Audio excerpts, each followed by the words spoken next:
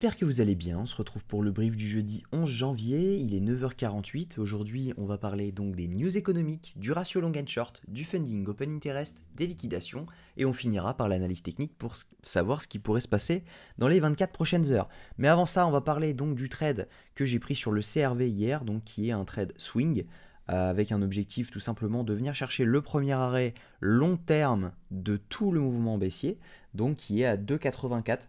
Là, c'est la charte du PERP. Donc, on n'a pas la charte en entier. C'est pour ça que, tout simplement, je ne peux pas vous montrer le premier arrêt. Mais je vais vous montrer pourquoi je suis rentré dans ce trade et pourquoi j'estime que ça pourrait pump. Alors, tout simplement, on a une phase d'accumulation, tout simplement. Hein. On la voit. On a un triangle de compression qui fait des plus bas de plus en plus bas. Tout simplement, en fait, on a commencé à faire des plus bas de plus en plus haut.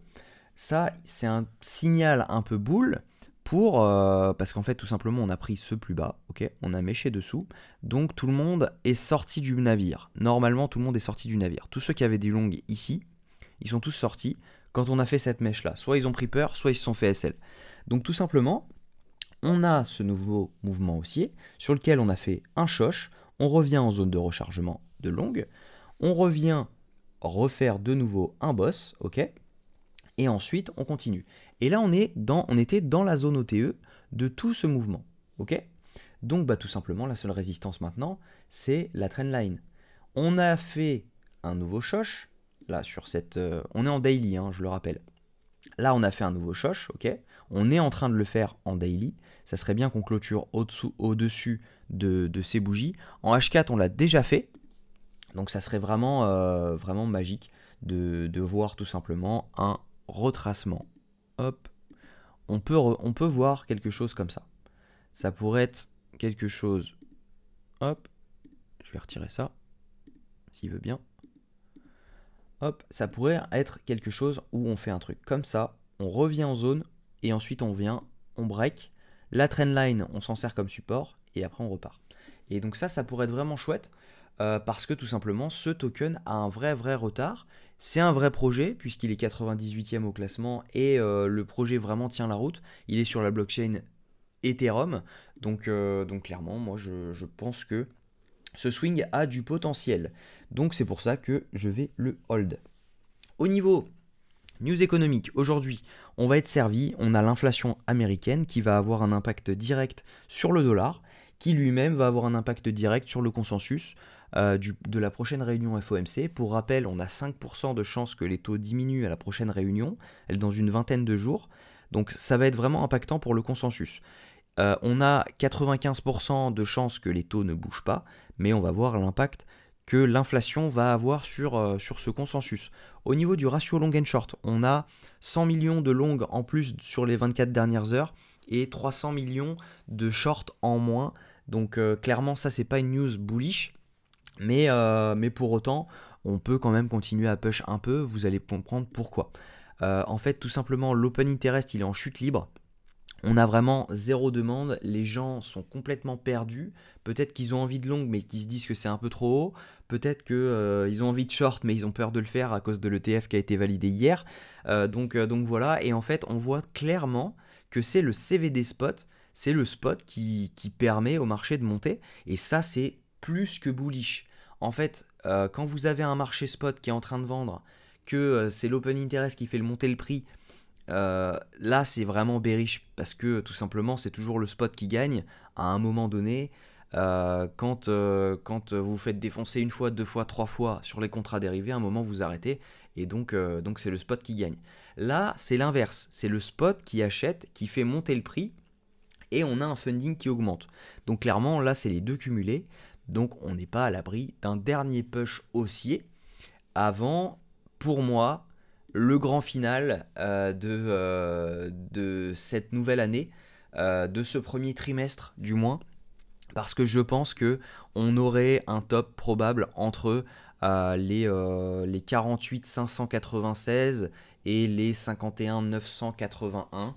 On verra comment ça réagit dans ce prix. Je ne dis pas que c'est le top puisqu'on ne peut pas vraiment l'avancer tant qu'on n'a pas vu un choche. Il veut bien partir mon aimant. Euh, hop. Donc on ne peut pas vraiment l'avancer tant qu'on ne voit pas vraiment quelque chose comme ceci, ok, ça serait vraiment l'idéal de voir donc tout simplement du choche, retest en zone OTE, et derrière on vient rect tout le monde. Et en fait, dans l'idée, si jamais on faisait ça, ça serait vraiment vraiment parfait. Parce que regardez, vous placez à une zone OTE, ok, la zone OTE c'est les 0,618 à 0,786, ok, les deux lignes blanches. Vous placez cette zone OTE. On prend le plus bas sur le plus bas donc du 12 septembre et on prend le plus haut sur la zone que on target, ok. Et bien tout simplement, si jamais on prend les liquidations, elles sont ici. Et là, on ne parle pas de petites liquidations à 200 millions, 300 millions. Là, il y a environ 15 milliards à venir chercher. Et ça, uniquement sur Binance. Donc, si jamais on venait les chercher, clairement, je vous dis, ça fait le ménage et on peut repartir sainement.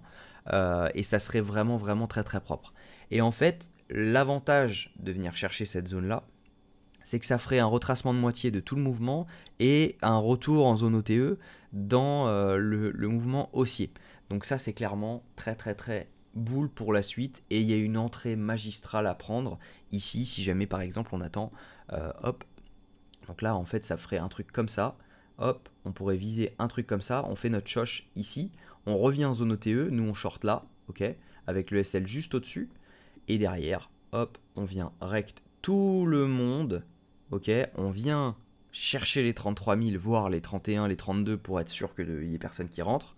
On se trace une petite trend d'ici, on rebond parfaitement sur la trend, et là on repart. Et nous, ce qu'on attend, c'est un choche, on re-rentre zone OTE, et hop, on est reparti. Et là, le trade magique. Et en fait, ça permettrait d'avoir les deux trades. Et ça serait magique. Donc pour moi, on pourrait avoir un top bientôt. Peut-être courant fin janvier, début février.